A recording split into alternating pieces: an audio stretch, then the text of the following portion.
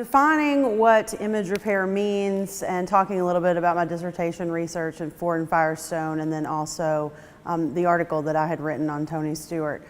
Image repair is evolved over the years, but it basically looks at acts that are seen as undesirable by a given public that a certain organization is seen as responsible for. Whether they technically are responsible for that or not, there's the perception that they're responsible for those seemingly negative events, whether they be an actual accident, whether they be some kind of organizational mismanagement. So when I looked at Ford and Firestone for my dissertation, what I looked at ended up being how each of them separately tried to regain a positive public image after their tread separation crisis. And upon looking into it, I found that one of the biggest problems with them being able to repair their image is that they didn't work together. They worked separately and at cross purposes. And so Firestone was blaming Ford and Ford was blaming Firestone, and that kept it in the media. With the Tony Stewart paper that I did back in 2008, it was in response to he had lost a race at the Indianapolis Motor Speedway and was angry, obviously. And when he got out of the car, a photographer approached him and he punched the photographer, and it was on video. And so I looked at whether or not he followed what we call in the image repair discipline a rhetoric of atonement, which basically means if you can't deny your action, it was on video, you can't justify it, which when you physically injure somebody, or you can't transcend it in some way, saying it was for the greater good, for example, then you have to atone for your sins. There's a 5-stage process, and at the time it had only been tested in the political arena on Bill Clinton and the Monica Lewinsky scandal.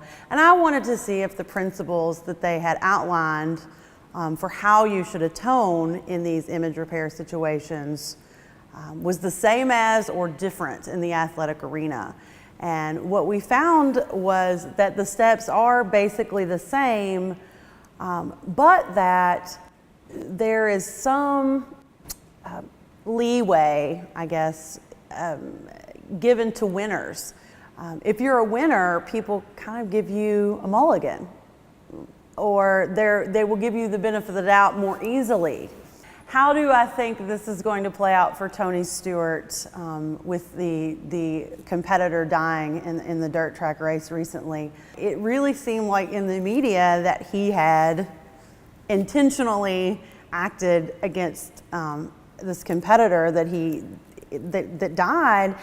And I went to bed and I woke up at 9 a.m. and was talking to my family about it, and then the videos had been released overnight, and I started looking at the videos and seeing what people were saying, particularly the sheriff in the county that was investigating it. And it went from he murdered this kid to it was an accident, and it was sort of the kid's fault. He shouldn't have gotten out of the car, and he shouldn't have approached the car. And look, the guy in front of Tony Stewart almost hit him. The interesting thing was, at first they said he was going to continue to race that day at Watkins Glen, and some friends of mine who study in the field with me, we kept saying, oh, he doesn't need to do that. He needs to not race this week. He needs to sit out. He needs to show remorse. And then you see a few hours later, he's not going to race. He's going to take this time off. And then I think one of the things that's going to work in his favor is how non-judgmental the sheriff and the district attorney in that county have been. They said, we're going to investigate, but he's free to go. As of yet, we haven't seen anything that indicated intent on his part. And so them coming out on his side, I think, was helpful. I think it's also been very helpful to him that he has taken now 2 weeks off. We'll see how it plays out. Talking about the article, or the research that I talked about in my article for the PCAL magazine, I started looking at the fact that it was just past the 40th anniversary of Title IX, and there really isn't much research that exists about female athletes. And any research that really exists about female athletes and their communication really only looks at analysis of what they say in the media, so in interviews or on blogs. But there was no study that I could find where someone had kind of lived and worked alongside these women and actually listened to their actual stories from their point of view in real time. But I wanted to look at the communication in real time, things that they may not even realize they're doing. And I wanted to look at a couple of issues. Number one, how they balance their academics and their athletics and how they talk about it. You know, do they talk about it? How do they talk about it?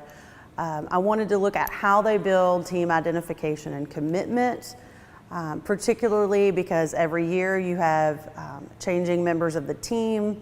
In some instances, coaching staff changes because women's sports aren't necessarily funded as well, and so there's more, I would say, more maneuvering there in some cases. I wanted to look at how they handled conflict and discipline, both among the team and between the players and the coaches. And I also wanted to look at how they felt or how they talked about the way the media represents female athletes in general, their team, and did they talk about Title IX issues and where their team or their sport or they would be with or without Title IX. So I really wanted to just get their voice out there, what they had to say. I didn't want them to feel like guinea pigs. You know, I didn't want them to feel uncomfortable, so I was very clear that if they chose not to participate in the observations, they would not, you know, their results would not be reported. They all consented to that. I said, if you don't want to do an individual interview, you know, obviously you don't have to. I submitted questions to the coach and said, this is what I would like to ask. She had none that she restricted. I thought there might be a couple that she said, really don't want you to ask that. She did not restrict me at all from what I was wanting to ask them. One of the things I did was dress like them. So I would wear, you know, warm-up pants and t-shirts and my hair in a ponytail and or sweatshirts, because I didn't want to be in, you know, business attire sitting with them on a bus. And they, you know, really just, they would ask me questions. They were very interested. What are you doing? You know, why did you want to work with us? And I think that they were almost honored in a way that someone cared enough that they opened up. And then I think once I was with them for, you know, hours and hours, I just became like kind of, they didn't even notice anymore. I kind of became just a part of their structure. We're now in the coding stage, so to say we have any definitive results is a little bit difficult. But some things that I found that were very interesting is that the women tended to be very good at handling conflict among themselves. So the coaches never really had to get involved. They had built this bond kind of as a team, and they talked about, if I have a problem with someone, I go to them. They sometimes would have, the captains would call a team meeting, and they would just kind of hash out what conflicts they were having.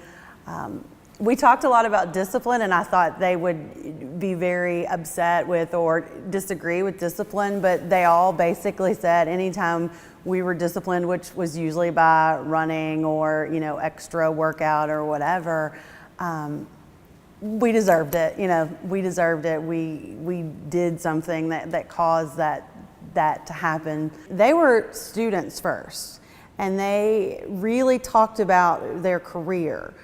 Where I want to go with this degree. They had made plans for graduate school or law school or professional school or internships. They had really thought through that process. Even the younger members of the team were looking for, how is college going to take me to where I want to be professionally? And it was very inspiring to me to see how many hours they put in their sport, and then talking about their career and really coming through with, I'm here to get a degree. I'm here to become a professional. Another major finding is that the juniors and seniors on the team really seem to take well to the leadership role, making sure that, just as we see with any freshman, sophomore retention issues at a university, making sure that the freshmen and sophomores felt included. So I was glad to see that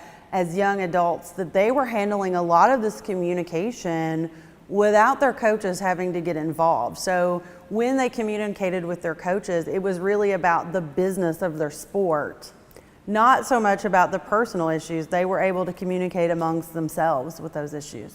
Talking about some of the difficult questions that you asked them, or that I asked them in the interview, not really difficult or personal per se, but for example, how does your team handle conflict?